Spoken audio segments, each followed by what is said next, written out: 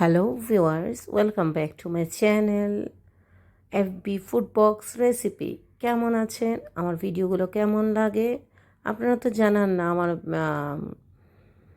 চ্যানেলের নামটাও কেমন লাগলো, জানালেন না। অনেকে আমার চ্যানেলটা একটু চিনতেছেন না, কোনো সমস্যা নাই, ধীরে ধীরে চিনবেন। বুঝতে পারতেছেন না আসলে চ্যানেলের নামটা চেঞ্জ হয়ে গেছে। অল ওভার ওয়েডি থেকে এটা কার চ্যানেল কে জানে। আসুন আমরা আজকে এত মজাদার একটা রেসিপি, অনেক মজা, অনেক মজা। আমি মনে করছিলাম প্রথমে মজা হবে না, কিন্তু রান্নার পর এটা যখন আপনি ফ্রিজ থেকে বের করে খাবেন না, আপনার আত্মতৃপ্তি আসবে। এত গরমের ভিতরে যখন ফ্রিজ থেকে এই জিনিসটা, বৃষ্টি হচ্ছে কিন্তু বৃষ্টির পরেও কিন্তু গরমটা কিন্তু যায়নি, বৃষ্টির পরও গরমটা আছে। এটা যখন আপনারা ফ্রিজ থেকে বের করে খাবেন, অনেক অনেক স্বাদ। পুরো রেসিপিটা মনোযোগ দিয়ে দেখবেন। ভালো লাগলে অবশ্যই লাইক দিবেন, ভালো না লাগলে বলবেন এই জিনিসটা আমার ভালো লাগেনি। হ্যাঁ, চলুন আমরা রেসিপিতে যাই। এখানে আমরা গোবিন্দভোগ চাল নিছি। চালটা হচ্ছে যে গোবিন্দভোগ চাল বলতে চিনি গুঁড়া চাল আছে না, একটা চিনি গুঁড়া চালের ভিতরে, বাংলাদেশে এটাকে চিনি গুঁড়া চাল বলে, একটা গ্রান থাকে চালটাতে। হ্যাঁ, ও চালটা আমি 2 মুঠ নিয়েছি। আধা কাপ থেকেও কম হবে, আধা কাপ থেকেও কম, 20 গ্রামের মতন চালটা হবে। গ্রাম হিসাব করলে 20 গ্রাম। তো আমরা চালটা নিব, চালটাকে একটু ভিজিয়ে রাখবো। এই ফাঁকে আমরা যে আসল আম দিয়ে ফিরনিটা আমরা বানাবো, আমের পাল্পগুলিকে আমাকে রেডি করতে হবে।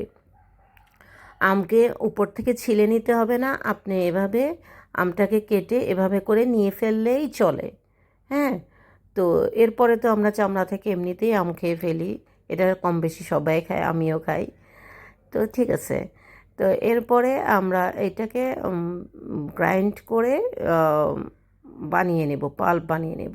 এই ফাঁকে আমরা যে চালটা ভিজিয়ে রাখছি ওটাকে ধুয়ে ফ্রেশ করে ব্লেন্ডারে নেব। নিয়ে এখানে আমরা ওই যে কাজু বাদাম দিব। হ্যাঁ, কাজু বাদাম দিব, চালটা দিব, তারপরে দুধ দিব, একটু মালাই দিব।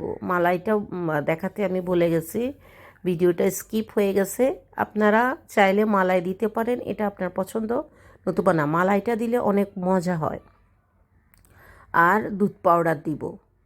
দুধ পাউডার, ফিরনি, ম্যাঙ্গো পায়েস টাইপের খাবার যেহেতু, তাহলে আপনাকে একটু দুধটা একটু বেশি করে দিতে হবে। ব্যাস, আমরা এটাকে ব্লেন্ডার করে নিব।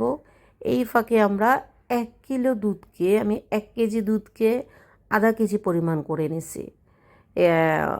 এর আধা কেজি পরিমাণ করে নিছি। এরপর এটাকে ভালো করে গরম দিছি। আমি এখানে মিছরি দিয়ে এই পায়েসটা বানাবো। ভিউয়ার্স, আপনি চাইলে চিনিও দিতে পারেন, কিন্তু একটা টিপস শিখিয়ে দিই, চিনি থেকে কিন্তু মিছরি দিয়ে পায়েস বানালে অনেক মজায়, ফিন্নি বলেন আর পায়েস বলেন, যাই বলেন, অনেক অনেক টেস্ট হয়। আর একটু মিষ্টি জিনিসের লবণ অবশ্যই দিবেন। আমি 1 কাপ থেকে পরিমাণ কম মিষ্টি দিছি, আপনারা যারা মিষ্টি যেতটুকু খান অতটুকু দিবেন। আর আমরা যে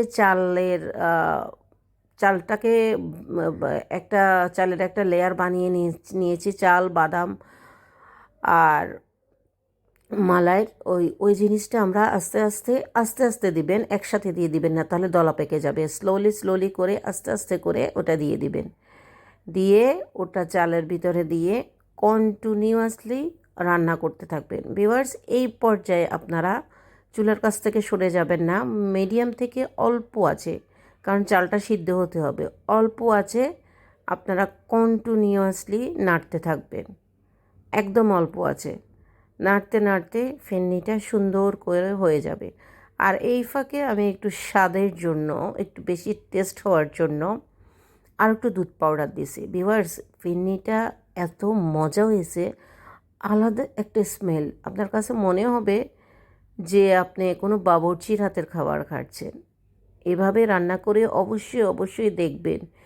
গরমে এই খাবারটা অনেক মজা। আমের দিন কিন্তু শেষ হয়ে যাচ্ছে, পরে এই জিনিসটা বানিয়ে আর খেতে পারবেন না। তাই যত জলদি চান ততই খেয়ে দেখুন। যখনই দেখবেন আমাদের এই ফিরনিটার এভাবে বাবল উঠে গেছে, একটা দেখছেন বাবল উঠছে, তখন এটা ঘন হয়ে গেছে, আপনি ঘনটা তো বুঝতে পারবেন। এরপর আপনি এটা নামিয়ে ঠান্ডা করে নেবেন। এরপরও আমি আপনাকে কাঠিতে নিয়ে দেখাবো। এই যে দেখেন, একদম পারফেক্ট, দেখছেন একদম পারফেক্ট ঘন হয়ে আসছে। এটাই হচ্ছে যে ফিরনি পায়েসের আসলে আটা। এটা আমরা ঠান্ডা হতে রেখে দিব। আর ওখান দিয়ে আমরা যে আমের পাল্পটা বানিয়েছি ওটাকে আমাদের একটু রান্না করে নিতে হবে, একদম অল্প আছে, একদম মিডিয়াম আছে ভিউয়ার্স, আগুনটা বাড়াবেন না, একদম মিডিয়াম আছে দিয়ে এটাকে, এখানে আমি কোনো সুগার কিছু ইউজ করিনি, দিয়ে আমের ভিতরে কিন্তু একটা পানি থাকে, ও পানিটাকে আমরা টেনে নেব। আমরা এভাবে করে রান্না করছি যাতে করে ফিরনিটা খারাপ না হয়। আর আমটা মিষ্টি ছিল, আমটা প্রচুর পরিমাণে মিষ্টি। তো এটাকে টেনে টেনে মিনিমাম যতক্ষণ পর্যন্ত আপনার একদম ঘন ঠিক ফিরনির মতন লেয়ার না হয়ে আসবে ততক্ষণ পর্যন্ত আপনারা আমটাকে গরম করতে থাকবেন। এখনও জিনিসটা হয়নি, আমি আঙ্গুল দিয়ে দেখছি, এখনও জিনিসটা হয়নি। আমরা আরও কিছুক্ষণ নাড়তে থাকবো।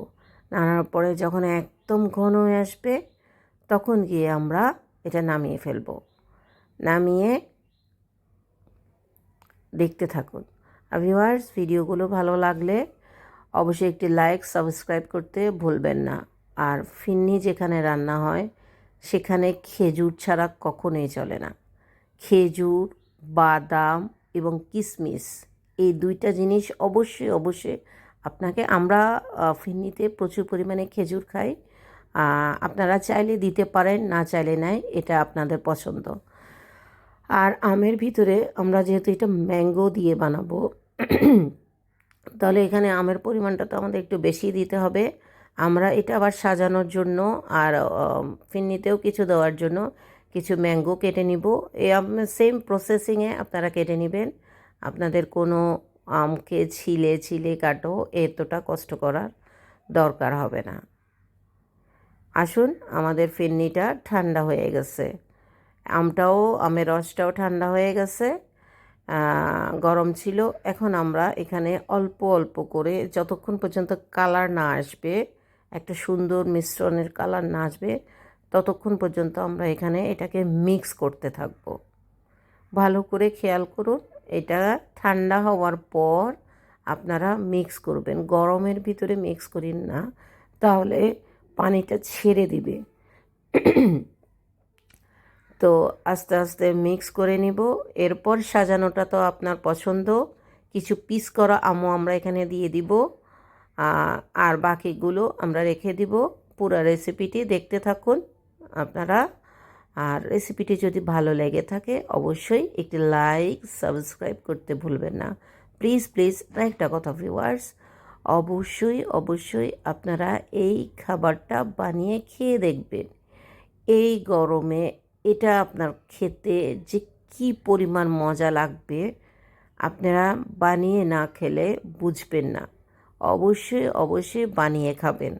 প্লিজ ভিউয়ার্স, ভিডিওটা ভালো লাগলে অবশ্যই পুরো ভিডিওটি ওয়াচ করার জন্য আপনাদের অসংখ্য অসংখ্য ধন্যবাদ। আর সাজানোটা হচ্ছে যে আপনার মনের মতন, আপনি যেভাবে চান সাজাতে পারেন, নতুবা নাও সাজাতে পারেন, এটা আপনার ইচ্ছা। অসংখ্য ধন্যবাদ।